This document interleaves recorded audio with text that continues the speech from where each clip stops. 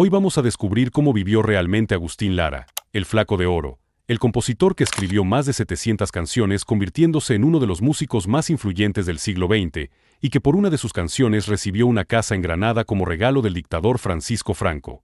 Acompáñanos a conocer al pianista de cabarets que se convirtió en presidente vitalicio de la Sociedad de Autores y Compositores de México, al hombre cuya vida amorosa fue tan intensa como sus boleros. Si ves este video completo descubrirás su fortuna, sus lujos y el estilo de vida que llevó el compositor más famoso de su época. Comencemos. Los orígenes de una leyenda. El nombre completo de Agustín Lara era Ángel Agustín María Carlos Fausto Mariano Alfonso del Sagrado Corazón de Jesús Lara y Aguirre del Pino. Un nombre largo y elaborado, reflejo de la tradición católica y familiar del México de finales del siglo XIX. Ni siquiera su fecha y lugar de nacimiento están del todo claros. Agustín siempre sostuvo que nació en Tlacotalpan, Veracruz, el 1 de octubre de 1900. Así aparece en varias biografías y ese es el año que figura en su tumba, ubicada en la Rotonda de las Personas Ilustres. Tlacotalpan, a orillas del río Papaloapan, era un pueblo que Agustín amaba profundamente y que inmortalizó en varias de sus composiciones. Sin embargo, en 1970, tras su fallecimiento, el periodista Jaime Almeida realizó una investigación basada en documentos oficiales como la fe de bautizo y el acta del registro civil.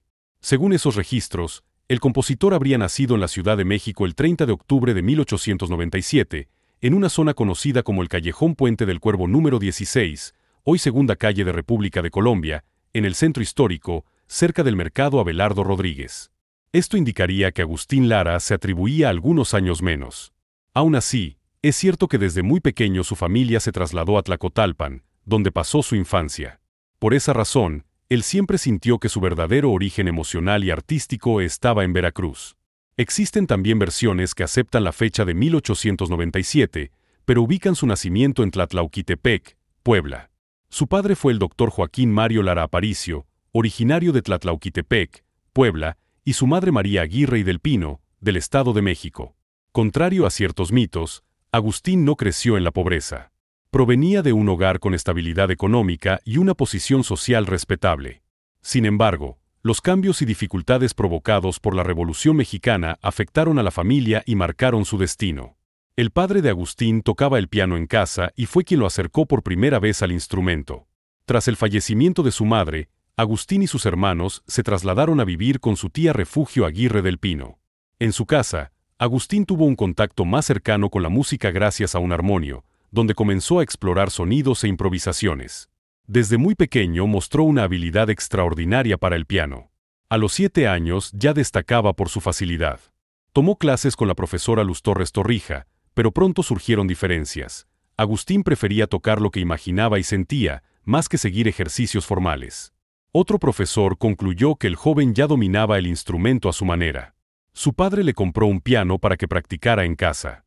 Cuando Agustín se portaba mal, le prohibían tocarlo, lo que para él era el castigo más severo posible. A los 12 o 13 años comenzó a trabajar como pianista. Durante la Revolución, la familia Lara rentó habitaciones de su casa para obtener ingresos. Uno de los huéspedes, impresionado por el talento del joven, lo llevó a tocar a un club privado frecuentado por adultos, un ambiente nocturno que marcaría profundamente su carácter y sensibilidad artística. Agustín comenzó a ganar dinero tocando el piano por las noches. Para no preocupar a su madre, decía que realizaba turnos nocturnos en otra actividad. Esa etapa temprana lo expuso a experiencias intensas que más tarde se reflejarían en el tono emocional de sus canciones. Cuando su padre regresó a la Ciudad de México y descubrió esta situación, decidió imponerle una formación estricta. Agustín fue enviado al colegio militar, donde permaneció cerca de un año. Más tarde, pasó un tiempo fuera de la capital realizando trabajos duros, como parte de esa etapa disciplinaria.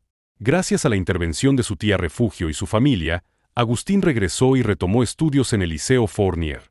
Sin embargo, las dificultades económicas lo obligaron a abandonar la escuela para contribuir al sustento del hogar. En 1917, siendo aún muy joven, se incorporó al movimiento revolucionario. Años después, Agustín recordaría esa etapa diciendo que participó como soldado, que fue ascendido y que esa experiencia lo marcó profundamente. Tras ese periodo, regresó a la capital y quedó libre de la disciplina militar.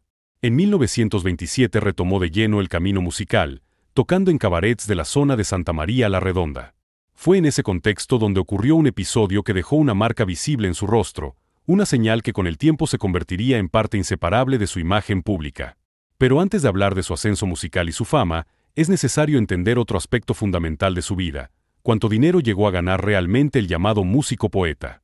Prepárate para conocer la verdad. Su fortuna. Durante su mejor época en las décadas de 1930, 1940 y 1950, Agustín Lara fue uno de los compositores mexicanos mejor pagados de su generación. Su estatus como el Flaco de Oro y su talento para crear éxitos masivos le permitieron acumular fortuna considerable que muy pocos artistas alcanzaban. Por cada película en la que participaba componiendo música o actuando, Agustín ganaba entre 30,000 y 65,000 pesos durante los años 40 y 50. Para ponerlo en perspectiva, el salario mínimo en México en los años 40 era de aproximadamente 2 pesos diarios, es decir, unos 60 pesos mensuales. Agustín ganaba en una película lo que trabajador promedio ganaba en 41 a 90 años. Participó en más de 30 películas durante su carrera cinematográfica. Filmaba entre 1 y 3 películas al año durante su época más productiva. Si promediamos conservadoramente que ganaba 45,000 pesos por película y filmaba 2 películas al año, estaría ganando 90,000 pesos anuales solo por cine. En valor actual serían aproximadamente 1.8 a 2.2 millones de pesos anuales. Pero la verdadera fortuna de Agustín venía de sus composiciones. Compuso más de 700 canciones oficialmente registradas que generaban regalías cada vez que se grababan, vendían o tocaban en radio.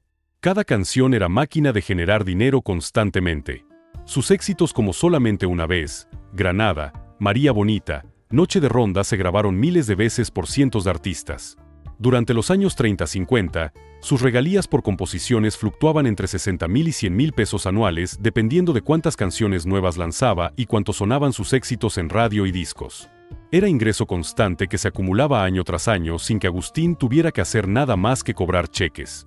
Durante su época dorada de 1935 a 1945, Agustín conducía La Hora Íntima de Agustín Lara en la XCW, el programa de radio más popular de su tiempo que se transmitía de 10 a 11 de la noche con la clave azul como rúbrica musical. Después condujo La Hora Azul y dirigió la orquesta El Son Marabú. Como estrella máxima de la XCW, la estación radiofónica más importante de época, ganaba entre 15,000 y 35,000 pesos mensuales durante sus mejores años, es decir, entre 180,000 y 420,000 pesos anuales solo por radio. Las presentaciones en vivo también generaban ingresos importantes.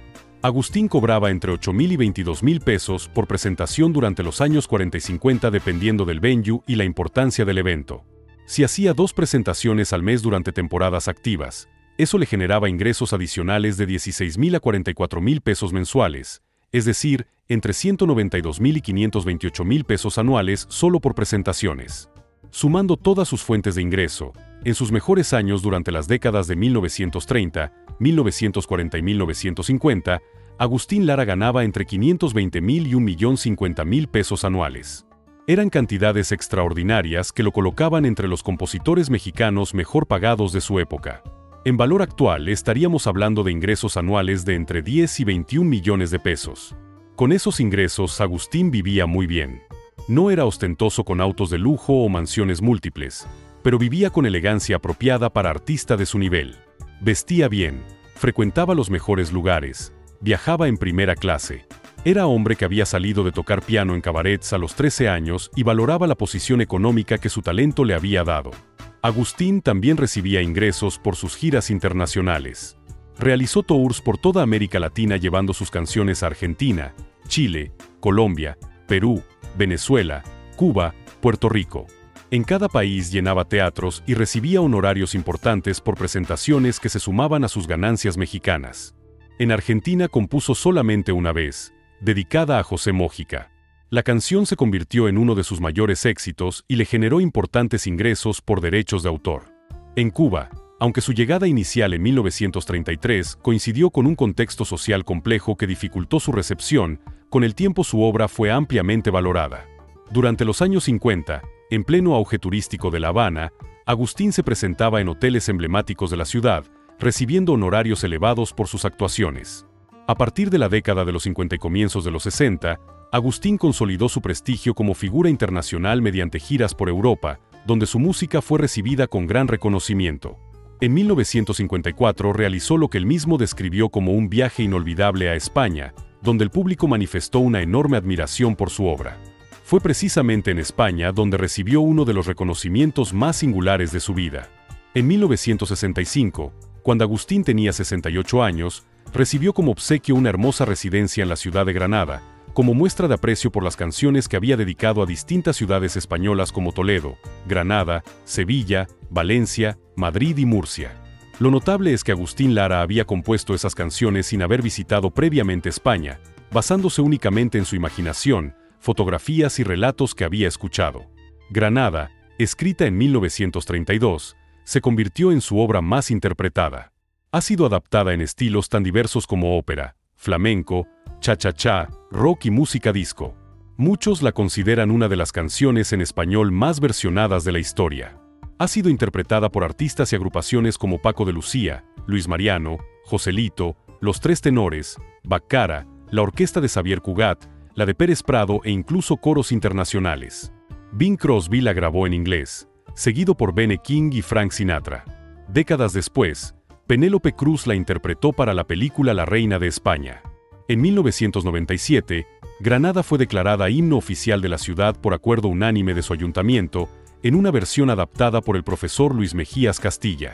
Agustín Lara fue nombrado presidente honorario vitalicio de la Sociedad de Autores y Compositores de México, institución fundamental para la protección de los derechos de autor en Latinoamérica.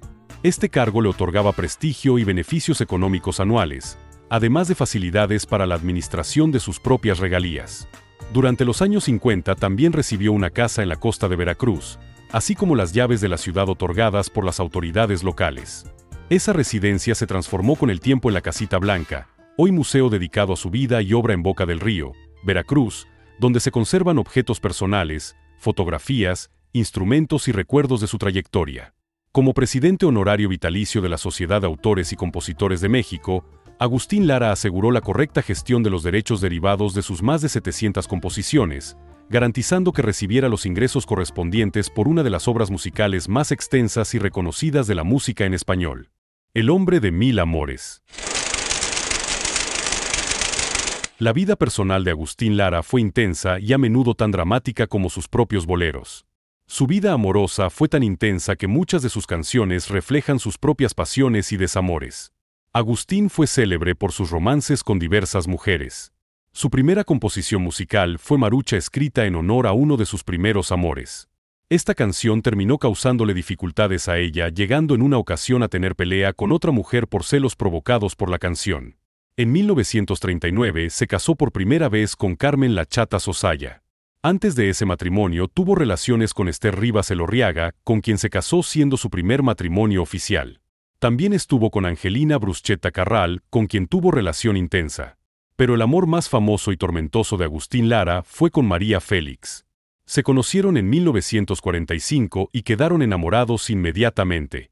María Félix era la diva más grande del cine mexicano, mujer de belleza legendaria y temperamento volcánico. Agustín quedó completamente hechizado. Se casaron en 1945 cuando Agustín tenía 48 años y María 31. Para ella compuso y dedicó algunas de sus composiciones más famosas. María Bonita, que se convirtió en himno a su belleza, Aquel amor, Noche de ronda, que expresa pasión y celos, Palmeras. Cada canción era declaración de amor público. Pero matrimonio con María Félix fue tumultuoso. Eran dos personalidades fuertes, dos estrellas acostumbradas a ser centro de atención. María era independiente y no aceptaba ser controlada. Agustín era celoso y posesivo, como reflejan sus canciones. El matrimonio terminó en 1947 después de solo 2 años, pero la fascinación mutua continuó toda la vida.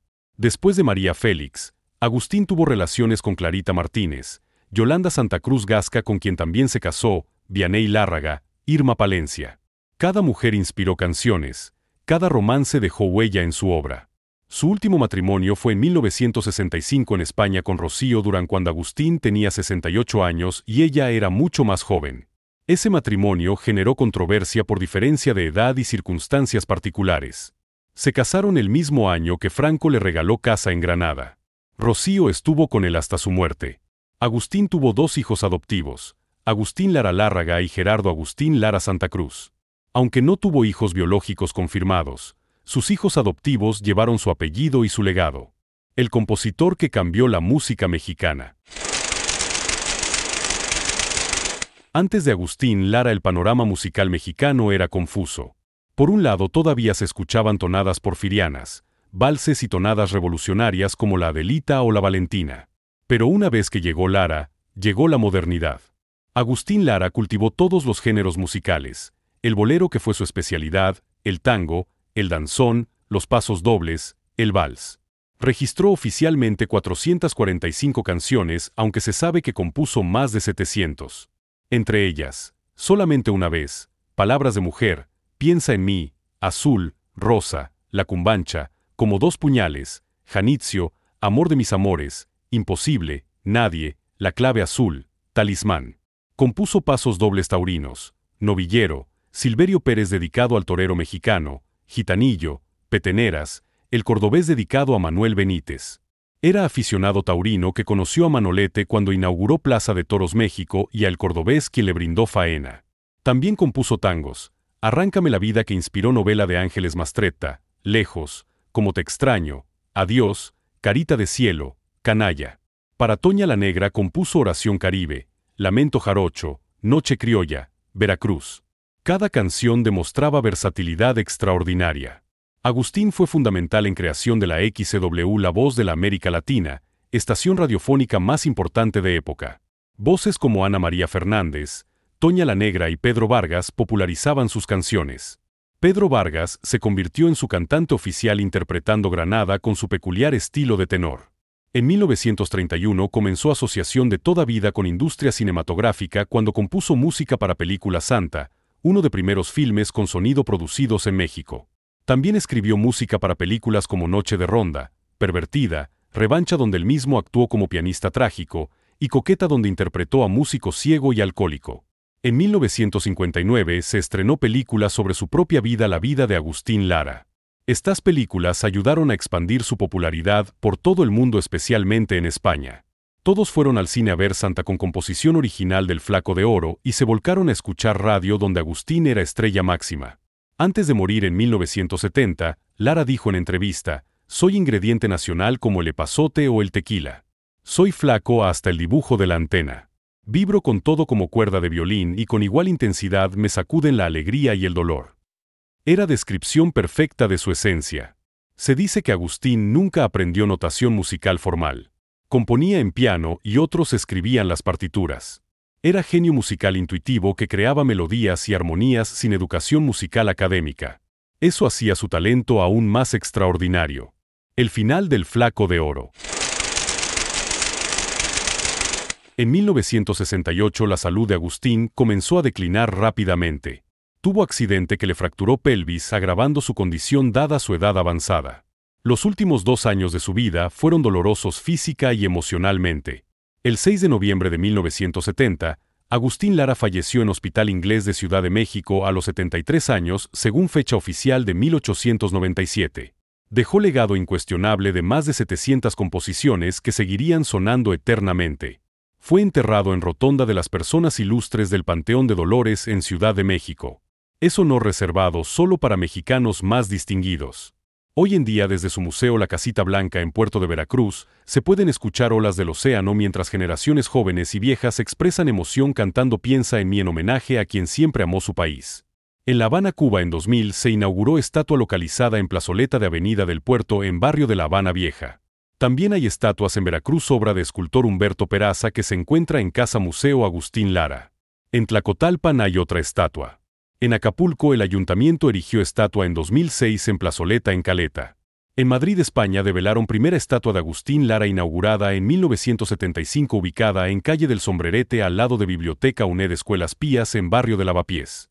En Granada, España, otra estatua está colocada en Plaza del Ángel, cerca de Avenida, que también lleva nombre de Lara, inaugurada en 1992. En 1953 recibió homenaje por parte del presidente Adolfo Ruiz Cortines en Palacio de Bellas Artes. Fueron reconocimientos que continuaron después de su muerte. En 2007 se publicó biografía novelada Solamente una vez, Toda la pasión y melancolía en vida de Agustín Lara, escrita por Francisco Aguenbeck. Su viuda Rocío Durán legó derechos de autor de Canción Granada a Ciudad de Granada. Hoy en día, al final de calle que lleva su nombre en Barrio del Zaidín, existe monumento homenaje a Agustín Lara. Su muerte no fue el final. Fue otra razón para celebrar su música. Generaciones posteriores siguieron interpretando sus canciones. Luis Miguel grabó versiones de sus boleros. Natalia Lafourcade en 2017 en Proyecto Musas incluyó Canción Te vi al pasar. Sus composiciones son parte permanente del repertorio clásico latinoamericano. Espero que hayas conocido mejor a Agustín Lara, el Flaco de Oro que compuso más de 700 canciones y recibió Casa en Granada de Francisco Franco, tanto como yo disfruté preparar este recorrido por su vida. Si conoces alguna anécdota adicional sobre su carrera, sus amores o su legado, déjamela en los comentarios. Y ahora te pregunto a ti, ¿qué te parece más impresionante, que Agustín nunca aprendió notación musical pero compuso 700 canciones, o que escribió Granada sin conocer España y Franco le regaló una casa ahí? Y si te gustan estas historias sobre los grandes de la música mexicana, no te pierdas nuestros otros videos. Dale click, suscríbete y activa la campanita para no perderte ningún video, porque lo que viene está de no creerse.